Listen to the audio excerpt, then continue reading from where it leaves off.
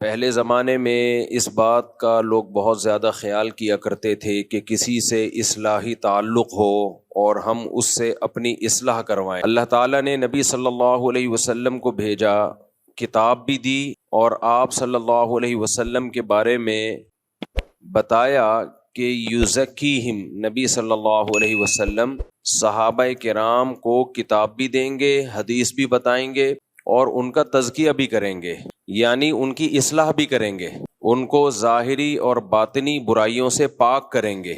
تو نبی صلی اللہ علیہ وسلم کی ذمہ داریوں میں ایک بہت بڑی ذمہ داری یہ تھی کہ اپنے ساتھ اٹھنے بیٹھنے والوں کو، اپنے اوپر ایمان لانے والوں کو صحیح انسان بنا دینا، کہ وہ اخلاقی برائیوں سے اور جسمانی برائیوں سے پاک اور صاف ہو جائیں۔ کچھ برائیاں اخلاقی ہوتی ہیں اور کچھ ہوتی ہیں جسمانی برائیاں وہ نظر آتی ہیں، ان کا برا ہونا آسانی سے سمجھ میں آتا ہے، اس لیے اس میں نظریات کی اصلاح کی زیادہ ضرورت نہیں ہوتی، کانسیپٹ کلیئر کرنے کی زیادہ ضرورت نہیں ہوتی۔ چوری سب کو پتہ ہے بری چیز ہے، اور مسلمان نماز چھوڑنے کو برا سمجھتا ہے، چاہے وہ عمل کرے نہ کرے۔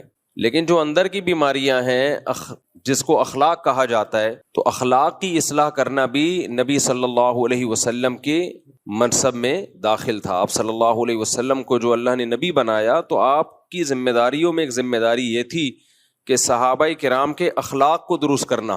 اخلاق کہتے کس کو ہیں، اس کو بہت اچھی طرح سے سمجھنے کی ضرورت ہے، کاش یہ سمجھ میں آ جائے۔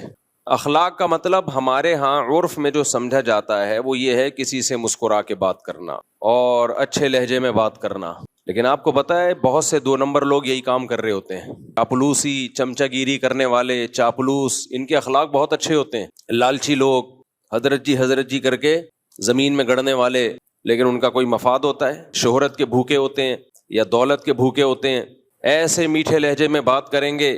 قرآن نے منافقوں کی علامت بتائی ہے، وَإِن يَقُولُوا تَسْمَعْ لِقَوْلِهِمْ، کہ جب یہ بات کریں گے تو اے نبی ان کے لہجے میں اتنی چاشنی، اتنی مٹھاس ہوتی ہے کہ آپ ان کی بات سنیں گے غور سے، یعنی پیغمبر صلی اللہ علیہ وسلم بھی سنیں گے ان کی بات کہ بھئی کیا شاندار بات کر رہے ہیں، ایسی بلاغت اور ایسی چاشنی اور لب و لہجے میں ایسی نرمی۔ وَإِذَا رَأَيْتَهُمْ تُعْجِبُكَ أَجْسَامُهُمْ، ان کے جو کھڑے ہونے کا اسٹائل ہے، بات چیت کا اسٹائل ہے، وہ انداز پسند آئے گا آپ کو، ایسے پرسنالٹی، سفید پگڑی، چہرے پہ نور، لگ رہا ہے کہ کوئی حج حضرت جی نے چھوڑا نہیں ہے۔ تو یہ بھی ایک اخلاق، تو خوب اچھی طرح سمجھ لیں، اخلاق کا مطلب صرف یہ نہیں ہوتا کہ لوگوں سے مسکرا کے بات کی جائے، یہ بھی اخلاق کا ایک مظہر ہے، با اخلاق لوگوں کی ایک ظاہری علامت ہے، لیکن اخلاق اس کو نہیں کہتے۔ اخلاق کسے کہتے ہیں؟ عربی میں یہ جو اخلاق کا لفظ ہے یہ جمع ہے خلق کی۔ کس کی جمع ہے یہ؟ خلق۔ خلق کہتے ہیں طبیعت کو، نیچر کو، جس پہ انسان کو ڈھالا جائے۔ اب گاڑی زبان استعمال کر رہا ہوں، تھوڑی آسانی سے سمجھاؤں گا۔ دیکھو، جس سانچے میں کسی چیز کو ڈالا جائے، لیکوڈ چیز کو، وہ اسی سانچے کے حساب سے ڈھل جاتی ہے۔ کیا خیال ہے؟ ادھر توجہ کدھر؟ میری طرف۔ آپ اگر پانی جو لیکوڈ ہی ہوتا ہے، آپ اس کو جگ میں ڈالو اور جما دو تو وہ جگ بن کے نکل آئے گا۔ کیا خیال ہے؟ آئس کیوب میں ہم برف ڈالتے ہیں، برف کے ٹکڑے اسی سائز کے بن جاتے ہیں جس سائز کے وہ آئس کیوب کے خانے ہیں۔ تو جس سانچے میں آپ لیکوڈ چیز کو ڈالو گے، جس سانچے میں ڈھالو گے، وہ وہی چیز بن کے نکلے۔ تو انسانوں کے بھی سانچے ہوتے ہیں، جسمانی سانچے بھی ہوتے ہیں اور روحانی سانچے بھی ہوتے ہیں۔ جسمانی سانچہ کیا ہے؟ وہ ڈی این اے ہے جو اللہ نے پانی میں بنا دیا۔ جب وہ پانی ماں کے رحم میں جاتا ہے تو اس پانی کے قطرے میں اللہ نے یہ لکھ دیا ہوتا ہے، یہ سانچہ بنا ہوا ہے کہ اس کی آنکھ کس کلر کی ہوگی، اس کی پلکیں چھوٹی ہوں گی کہ لمبی ہوں گی، اس کے ناخن کیسے ہوں گے، اس کے بال کیسے ہوں گے، اس کا چہرہ کیسے ہوگا، اس کی ناک، اس کے کان، اس کا قد بڑا ہوگا یا چھوٹا ہوگا، یہ موٹا ہوگا یا دبلا ہوگا۔ بچہ اسی حساب سے بنتا ہے جو ڈیزائن اللہ نے اس پانی میں بنا دیا۔ کسی کے ڈیزائننگ میں یہ ہوتا ہے بلیک کلر کا ہوگا، اتنا بلیک ہوگا اندھیرے میں نظر ہی نہیں آئے گا۔ کسی کی ڈیزائننگ میں یہ ڈال دیا ہوتا ہے انتہائی وائٹ، ایسا وائٹ ہوگا کہ روشنی میں نظر نہیں آئے گا۔ تو یہ ایک ظاہری سانچہ ہے جس میں اللہ انسان کو ڈھال دیتے ہیں، اس کو بھی خلق کہا جائے گا۔ تخلیق، خلق پیدا کرنے کو کہتے ہیں نا، اردو میں یہ لفظ سنا ہوگا بھائی, اردو میں خالق کسے کہتے ہیں؟ پیدا کرنے والا. تو خلق یہ خلق سے نکلا ہے, خلق جس سانچے میں پیدا کیا گیا, آپ کو ڈھالا گیا, اور اسی خلق کی جمع اخلاق آتی ہے. تو ایک جسمانی سانچہ ہوتا ہے, آپ کا ایک ظاہری اسٹرکچر ہوتا ہے, اور ایک آپ کا ایک باطنی اسٹرکچر ہوتا ہے.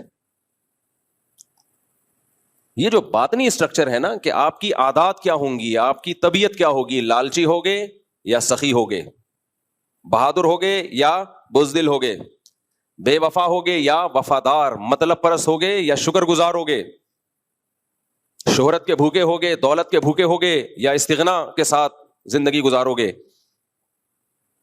فسادی ہوگے یا مصلح ہوگے. کچھ لوگ اصلاح کرتے ہیں لیکن مقصد اصلاح نہیں ہوتا, فساد ڈالنا ہوتا ہے. تو یہ ساری چیزیں یہ انسان کے باطنی اخلاق ہیں. ناشکرا, شکر گزار. تو یہ جو باطنی اخلاق ہیں, ان پہ جس طبیعت پہ انسان ڈھلتا ہے نا, ہر انسان کی ایک الگ نیچر ہوتی ہے. اس ڈھلی ہوئی طبیعت کو کیا کہا جاتا ہے؟ اخلاق.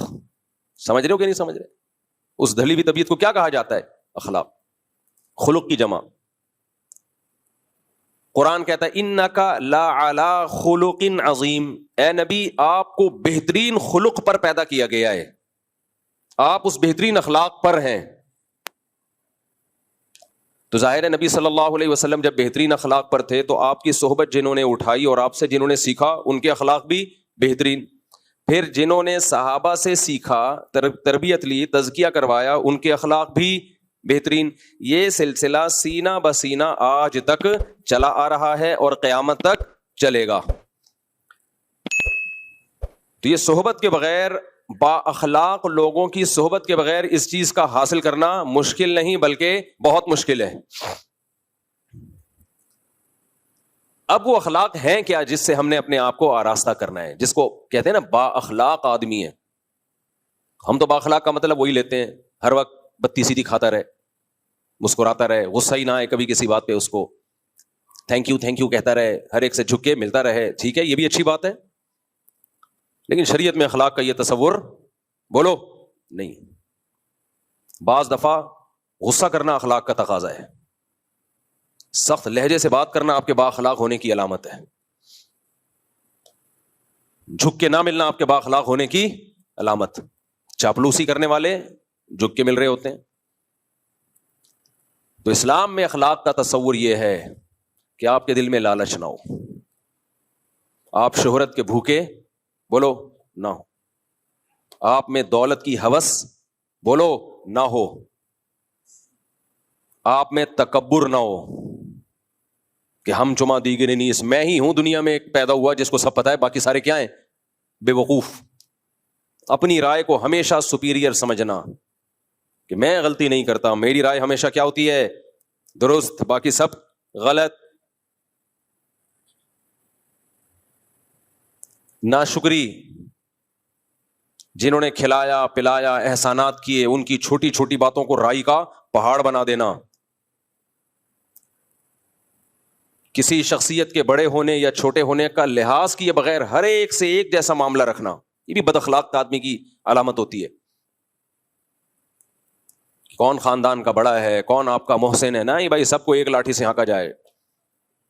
عورت کا اپنے شوہر کو ویلیو نہ دینا, احترام نہ کرنا, وہ سمجھنا کہ میں اور یہ برابر ہیں, یہ بھی بد اخلاق عورت کرتی ہے ایسا. بھائی اگر دونوں ایک جیسے ہوتے تو یہ آپ کو چھوڑ دے, آپ کی کیا حیثیت رہے گی سوسائٹی میں. آج ہماری خواتین یہ بات بہت کہتی ہیں کہ جتنی ضرورت مرد کو ہماری ہے ہمیں اتنی ہی ضرورت ہے. نہ نہ نہ, آپ کو مرد کی ضرورت زیادہ ہے. اللہ نہ کرے وہ آپ کو چھوڑ دے, منہ کالا کرنے کے لیے اس کے پاس عورتیں بہت ہیں. یہ تو شریعت کا پابند ہے کہ اس نے, شریعت نے حلال پر کی باؤنڈری کھینچ دی ہے, ورنہ انگریز تو شادی وادی تھوڑی کرتا ہے, وہ اس کو پتا ہے عذاب جان ہے بھائی بیوی بنانا, نائٹ کلبوں میں روزانہ منہ کالا کرے گا. لیکن اسلام نے مرد کو پابند کیا کہ وفا کرو, اس کے علاوہ کسی اور عورت کی طرف مت جاؤ, اور ساری زندگی اس کا نان نفقہ اٹھاؤ. کتنی بھاری بھرکم قیمت دیتا ہے ہماری سوسائٹی کا مرد عورت کے لیے, مگر میڈیا اس کو بد اخلاق بنا رہا ہے اور مرد کے مقابلے میں لا کے کھڑا کر رہا ہے. کھلے دلوا کے نا, کھلا لے لو اور تم انڈیپینڈنٹ زندگی گزارو, تمہیں کسی کی ضرورت نہیں ہے. اسلام نے کیا کہا؟ بھئی یہ تمہارا محسن ہے, اس کی کڑوی کسیلی برداشت کر لو. لو كنت آمر احدا ان يسجد لاحد لامرت النساء ان يسجدن لازواجهن. سجدے کا حکم ہوتا تو عورت کو حکم دیتا شوہر کے سامنے سجدہ کرے. یہ باتیں پہلے مائیں بچیوں کو سکھاتی تھیں. بھائی اونچ نیچ ہر گھر میں ہوتی ہے, برداشت کر لو. نہ آج کل اینٹ کا جواب پتھر سے. لیکن آپ ان خواتین کو دفتروں میں دیکھیں, nice to meet you, attitude ایسا خاندانی, باس کے ساتھ ایسے ان کا جو بیہیویئر ہے باس کے ساتھ بڑا زبردست. تو بھائی ہم برابر کے ہیں. برابر کے ہونے میں بھائی مرد کا فائدہ ہے. مرد کیا گا برابر کے ہیں, نکلو پتلی گلی سے یہاں سے. انگریز کی بیوی اور انگریز برابر ہوتے ہیں, اس لیے انگریز کہتا ہے کہ شادی کرو. 50 سال میں بڈھے ہو کے تو کر رہا ہوتا ہے بیچارہ شادی. ہمارے ہاں ٹین ایجر لڑکے پھنس چکے ہیں میری بیانات سن کے. 18 20 سال کے لونڈے شادی کر کے میرے بیانات سن کے شادی کی اور پھنس گئے. کیوں پھنس گئے؟ ادھر ادھر منہ نہیں مار سکتے. وہ رات کو جلدی گھر پر آئیں گے, سارا نان نفقہ اس کا اٹھائیں گے. وہ یہ تو عیاشی کی عمر تھی ان کی, لیکن انہوں نے اپنے آپ کو باؤنڈ کر لیا ایک عورت کی وفا کے لیے. تو پھر اسلام عورت کو بھی کچھ احکام دیتا ہے. یہ تمہارے سر کا تاج ہے, تو اس کو عزت دو, اس کو رسپیکٹ دو. یہ تمہارا بوائے فرینڈ نہیں ہے, یہ گھر کا سربراہ ہے. تو اخلاق کے ہمارے ہاں معیار ہی چینج ہو چکے ہیں. ہم گوروں سے اخلاق سیکھ رہے ہیں. کس سے اخلاق سیکھ رہے ہیں آج کل؟ گوروں سے. تو حسد نہ ہو آپ میں, جیلسی نہ ہو, استغنا ہو, دوسروں کے ٹکڑوں پہ نظر نہ ہو. استغنا اور تکبر یہ دو دیکھنے میں ایک جیسی چیزیں ہیں, لیکن ان میں زمین اور آسمان کا فرق ہے. تکبر کسے کہتے ہیں؟ دوسرے کو نیچا سمجھنا. اور استغنا کسے کہتے ہیں؟ اپنے آپ کو مخلوق کا محتاج نہ سمجھنا. دیکھنے میں دونوں ایک جیسے ہیں. مثال کے طور پر آپ غریب ہیں, مسکین ہیں, کھانے کو روٹی نہیں ہے. آپ کی خودداری یہ کہتی ہے میں کسی کے سامنے ہاتھ نہ پھیلاؤں, میں کسی کے سامنے ہاتھ نہ پھیلاؤں. یہ کیا ہے؟ یہ تکبر ہے یا استغنا ہے؟ بولو نا. یہ استغنا ہے. یہ بری چیز ہے یا اچھی چیز ہے؟ اچھی چیز ہے, یہ پسندیدہ ہے. اس کو خودداری کہتے ہیں, عربی میں استغنا کہتے ہیں. عفت اور پاکدامنی بھی کہتے ہیں کہ اپنے دامن کو داغدار ہونے سے بچا رہا ہے. لیکن یہی معاملہ اگر باپ کے ساتھ ہو, آپ کو روٹی نہیں مل رہی, باپ نے کہا یہ لے پیسے لے, 2 روٹی جا کے لے آ. آپ کہہ رہے ہو ہم کسی کے ٹکڑوں پہ پلنے والے, بولو نہیں ہے. وہی ماں کہہ رہی ہے یہ لے پیسے لے, کچھ کھا لے جا کے, ہم کسی کے محتاج نہیں ہیں, انڈیپینڈنٹ ہیں ہم, کسی کے ٹکڑوں پہ نہیں پلتے. اب یہ استغنا ہے, تکبر ہے. یہ تکبر ہے. اس کو کہا جائے گا, اس کو کہا جائے گا غیرت لیس آدمی. اب گالی کو انگلش میں کر لو نا تو مہذب ہو جاتی. غیرت لیس آدمی, تو ساری زندگی باپ کے ٹکڑوں پہ ہی پلا ہے. ساری زندگی کس کے ٹکڑوں پہ پلا ہے؟ باپ اور ماں کے ٹکڑوں پہ پلا ہے. تو آج سینہ چوڑا کر کے کہہ رہے ہیں ہم کسی کے محتاج نہیں ہے. تو محتاج ہے باپ کا بھی اور ماں کا بھی. یہ استغنا کسی اور کے سامنے جا کے دکھایا کر, کسی اور کے سامنے جا کے دکھایا کر. آج ہماری جو ینگ جنریشن ہے اس کو استغنا اور تکبر ان دونوں میں فرق ہی ختم ہوتا چلا جا رہا ہے. بڑوں کے سامنے جھکا جاتا ہے بھائی, اپنے جیسوں کے سامنے انسان اپنی ٹانگ اونچی رکھتا ہے, لیکن خودداری ہے. آج کل خواتین بھی اس طرح کے تانے دیتی ہیں شوہر کو, 10 سال اس کی آمدن سے کھا پی کے اس کو نچوڑ دیا. اب پھر اس طرح کے تانے کہ ہم تمہارے ٹکڑوں پہ پلنے والے نہیں ہیں. مرد جب بڈھا ہو جائے نا, ہماری سوسائٹی میں اس کے ساتھ بہت برا ہوتا ہے. ان خواتین کے ہاں جن کی دینی تربیت نہیں ہے, جس عورت کی دینی تربیت ہے, اچھے خاندان کی ہے, وہ بڑھاپے میں اپنے شوہر سے زیادہ محبت کرتی ہے. وہ بچوں کی سائڈ کبھی بھی نہیں لیتی. وہ بااخلاق ہوتی ہے. وہ کہتی ہے بھائی میری زندگی میں پہلے یہ آیا ہے, تم بعد میں. تمہیں بھی میں نے جو پالا ہے نا, اس نے شیلٹر دیا تھا تو اچھے طریقے سے پال لیا. یہ شیلٹر نہ دیتا تو دھکے کھاتی میں تمہیں لے کے. لہذا اب اگر کبھی جھگڑا ہوگا تو میں اپنے شوہر کی سائڈ لوں گی, بیٹوں کی سائڈ نہیں لوں گی. ایسی خواتین بھی ہے, عزت دار خاندان سے ان کا تعلق ہے, غیرت مند ہے, لیکن ایسی بھی ہیں کہ نچوڑ لیا اس کو. اب بیٹوں اور بیٹیوں کے ساتھ مل کے اس بڈھے کی ایسی کی تیسی کی ہوئی ہے, وہ بیچارہ سسک کے مر رہا ہے کیونکہ اب وہ کمانے کے قابل بولو نہیں رہا, نچوڑ لیا. اب یہی کہ تمہارے باپ نے مجھے دیا کیا ہے, ساری زندگی ستایا ہے اس نے, تو ساری زندگی ستایا ہے, تو جب ستانا شروع کیا تھا اس وقت علیحدگی لے لیتی. مجبور تھی میں, ایکچولی مجبور تھی. بچے لے کے کہاں جاتی؟ اس کا مطلب آپ کو اس کی ضرورت تھی نا, آپ کو پتا تھا بچے لے کے کدھر دھکے کھاؤں گی میں, تو اس نے شیلٹر دے دیا نا, تو بڑی بنیادی ضرورت آپ کی پوری کر دی نا. تو جو بہت بڑا فیور آپ نے اس سے لینا تھا وہ فیور لے لیا. اتنا بڑا فیور آپ نے اس سے لے لیا کہ زندگی آپ نے ایک شیلٹر میں ایک بچوں کو پال لیا بچوں کے باپ کی موجودگی میں. تو اب تو اس کے بھائی اگر کچھ ظلم زیادتی ہوئی تھی, اس کا مطلب اس کے ظلم کا لیول کم تھا, اس کے احسانات کا پلڑا بھاری تھا. تو جب اس وقت برداشت کر لیا اس لیے کہ ضرورت تھی, اب اس کو ضرورت ہے برداشت کر لو. نہ جب ہمیں ضرورت تھی تو برداشت کریں گے, بڈھے کو ضرورت ہے تو برداشت نہیں کریں گے.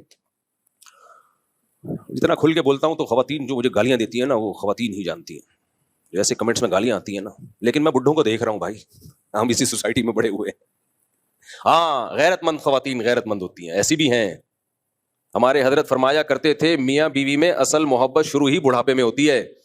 بعض دفعہ یوٹیوب پہ انسٹاگرام پہ کلپ آ رہے ہوتے ہیں, بڈھا بڈھی ایک دوسرے کو کھلا رہے ہیں, ایسا اچھا لگتا ہے, بڑا اچھا لگتا ہے دیکھ کے.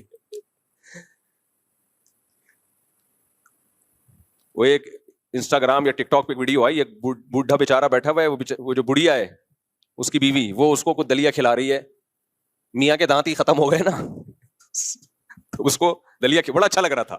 تو اس کے نیچے کمنٹس میں یہ لکھا ہوا تھا کہ بیٹے جاب کے لیے باہر چلے گئے, بیٹے بہوؤں کو لے کے الگ ہو گئے, بیٹیاں شادی کر کے اپنے گھروں میں چلی گئیں, جہاں سے چلے تھے ہم وہیں آ کے کھڑے ہو گئے. جب شادی ہوئی تھی اکیلے تھے, بیٹے بہوؤں کو لے کے مارکیٹ سے شارٹ اور بیٹیاں رخصت ہو کے گھر میں, اب بڈھا بڈھی دوبارہ اکیلے.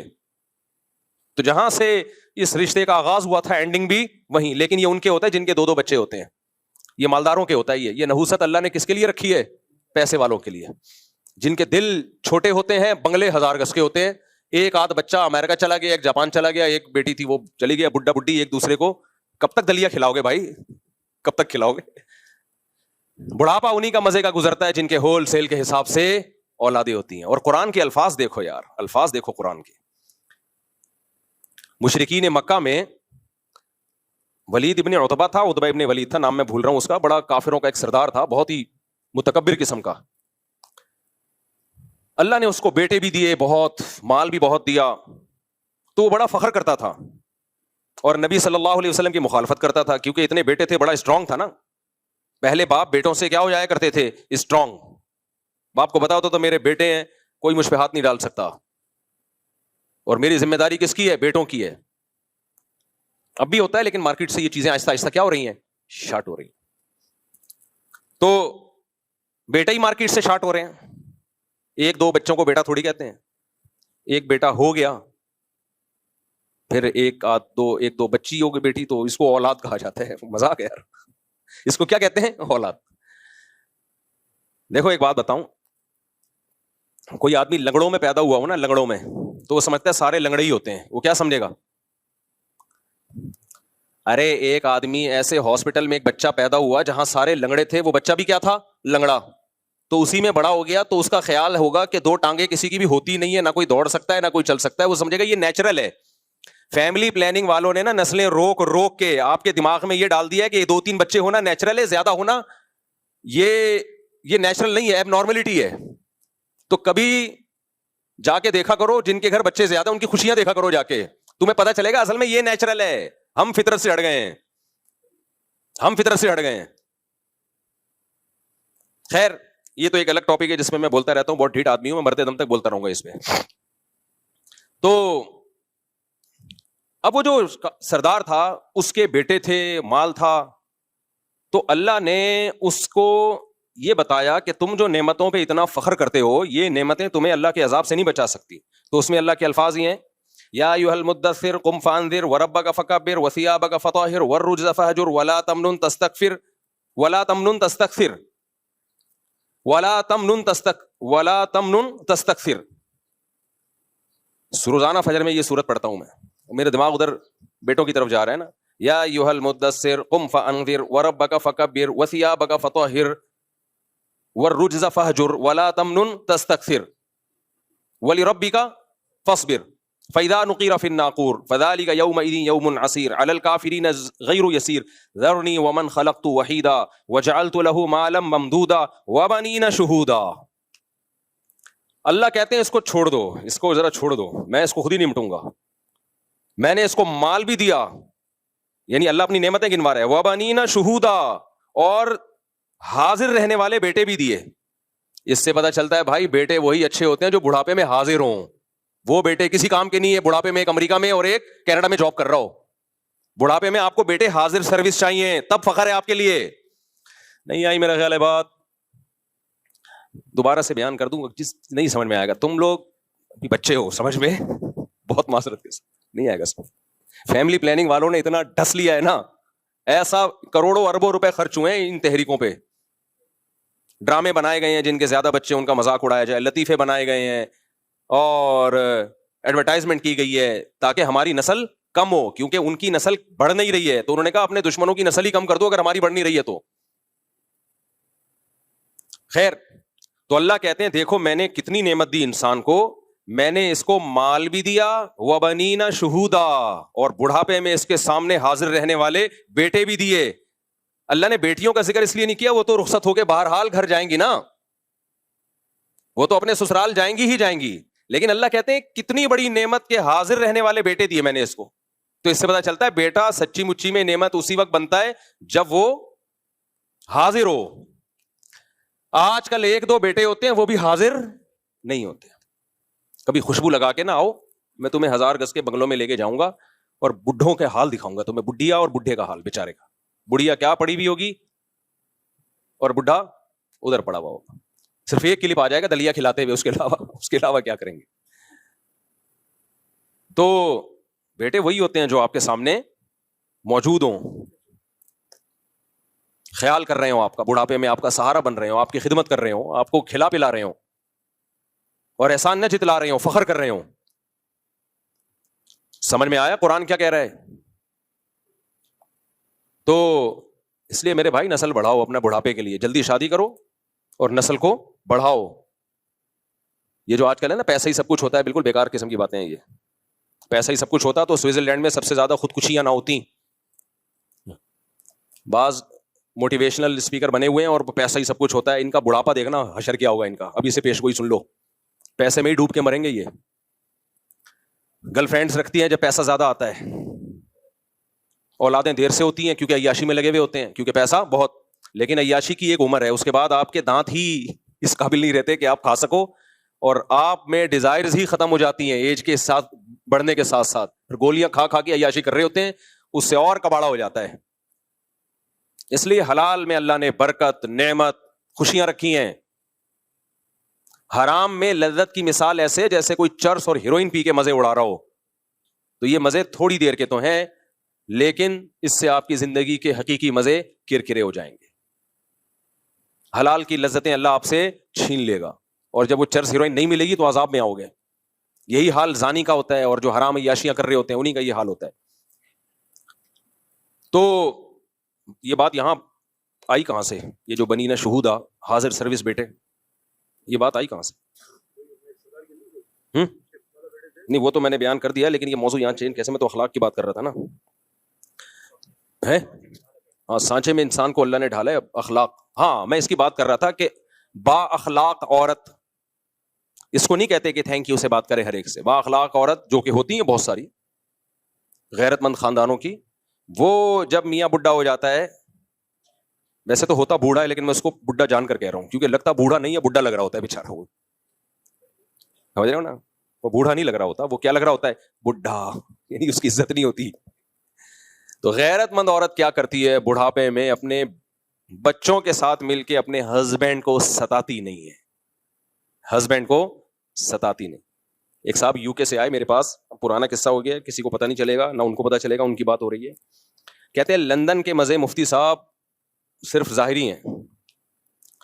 کہتے ہیں ہم اپنے بچوں کو لندن لے گئے تھے کہ ہم ان کو وہاں اچھا پڑھائیں گے, وہاں گٹر نظر ہی نہیں آتے, ڈھکن کی بات تو ہمیں تو گٹر نظر آتے ہیں تو پھر ہم دیکھتے ہیں ڈھکن ہے یا نہیں ہے, وہاں تو انڈر لائن گٹر ہے, پتہ ہی نہیں چلتا گٹر ہے کہاں, اس لیے اس میں گر کے مرنے کا سوال ہی پیدا نہیں ہوتا. تو سڑکیں اور زبردست انوائرمنٹ, یہ خود اپنی کارگزاری مجھے سنا رہے ہیں, وہ کہہ رہے ہیں میں یہاں اپنے بچوں کو اچھا پال سکتا تھا. میں نے کہا اچھا نہیں, بہت اچھا, بچوں کو پالنے کے لیے کہاں لے کے جاؤ؟ لندن. بیوی کو بھی بچوں کو بھی کتنا خرچہ کیا کہ اس ماحول میں اپنی وائف کو اور بچوں کو پالوں گا تاکہ لگے کوئی پڑھے لکھے لوگ ہیں. بیچارے ادھر ہی آئے تھے جب میں نے مرغیاں نہیں رکھی ہوئی تھی یہاں پہ. ہماری جو ہسٹری ہے نا وہ مرغیوں سے اٹیچ ہے. یہ اس دور کی بات ہے جب یہاں مرغیاں ہوا کرتی تھیں. یہ ایک درد دل ہے. لوگ اپنے بتاتے ہیں نا عید سے پہلے کی بات ہے یا شادی سے پہلے کی بات ہے یا فلاں واقعہ, تو میری نظر میں ایک عظیم واقعہ تھا جب یہ یہاں مرغیاں, تو اب میں لوگوں کو ہسٹری ایسی بتا رہا ہوتا ہوں, یہ مرغیوں سے پہلے کا واقعہ ہے, یہ مرغیوں کے بعد کا واقعہ ہے. تو یہ اس دور کی بات ہے جب یہاں مرغیاں ہوا کرتی تھیں. تو وہ آئے مجھے کہنے لگے مفتی صاحب اتنا خرچ کیا میں نے بیوی پہ, بچوں پہ, اور وہاں لے جا کے ان کو سیٹل کیا, لیکن وہ ذرا ضرورت سے زیادہ ماڈرن ہو گئے, اور اب میں جب ریٹائر ہوا ہوں تو میری 2% کی حیثیت میرے گھر میں بولو نہیں, کیونکہ تربیت تو ہے نہیں. انگریز تو یہ سکھاتا ہے کہ اگر آئس کریم بچے نے ماں سے منگوائی اور ماں نے نہیں دی تو پولیس بلا کے کمپلین کرو. جو انگریز بچوں کی یہ تربیت کر رہا ہو, جب بچے ماں کے محتاج ہیں اس وقت یہ سکھا رہا ہو, تو جب ماں کے محتاج نہیں ہوں گے اس وقت کیا سکھا رہا ہوگا؟ کافر میں خوب سمجھ لو, کافر میں کوئی خیر نہیں ہے, خوب سمجھ لو. خیر کا منبع سرچشمہ صرف اسلام ہے. چند ظاہری رویوں کو انہوں نے اخلاق کا نام دے دیا ہے, یہ کوئی اخلاق نہیں ہے. یہ مینرز تو ہر ایک میں پیدا کیے جا سکتے ہیں ایزیلی, تھوڑی سی ٹریننگ دو, تھینک یو آ جائے گا زبان پہ. قربانی دینا دوسروں کے لیے, مال اور جان قربان کرنا اپنی ماں کے لیے, اپنے باپ کے لیے, اپنے رشتوں کے لیے, یہ اس سوسائٹی کو اس کی ہوا بھی نہیں لگی ہے. ہم تو یہاں جانتے ہیں 10 سال سے باپ کو لکوائے اولاد خدمت کر رہی ہے, قوم میں گیا ہوا ہے باپ, 10 سال سے اس کے پیمپر بھی چینج ہو رہے ہیں, کبھی پیشانی پہ اولاد کی لکیریں نہیں آتی. ہمارے ایک دوست ہیں, ان کے گھر میں گیا, 8-9 سال ہو گئے تھے ان کے باپ کو قومے میں, اور وہ بندہ کوئٹہ کے تھے, وہ جاننے والے, روزانہ والد کے پیمپر چینج ہو رہے ہیں, روزانہ ان کو نہلایا جا رہا ہے, ان کے خیال کیا جا رہا ہے, بیگم بھی بیٹے بھی, نہ بیگم کی پیشانی پہ لکیریں نہ اولاد کی پیشانی پہ لکیریں. یہ وہ ہیں جن لڑکیوں نے نہ کالج میں پڑھا, نہ یونیورسٹی میں پڑھا, نہ ڈاکٹر بنی, نہ انجینئر بنی, اور نہ کوئی بہت ہی کوئی ان کو انگریزوں کی موٹیویشنل اسپیکر کو سن کے انہوں نے مینرز سیکھے. سمجھ رہے ہیں نا, کوئی ورکشاپ نہیں لی جہاں ان کو مینرز سکھائے جا رہے ہوں, گاؤں دیہاتوں کی سیدھی سادھی. لیکن اپنی ماں کو خدمت کرتے ہوئے دیکھا کہ میری ماں نے میرے باپ کی کیسے خدمت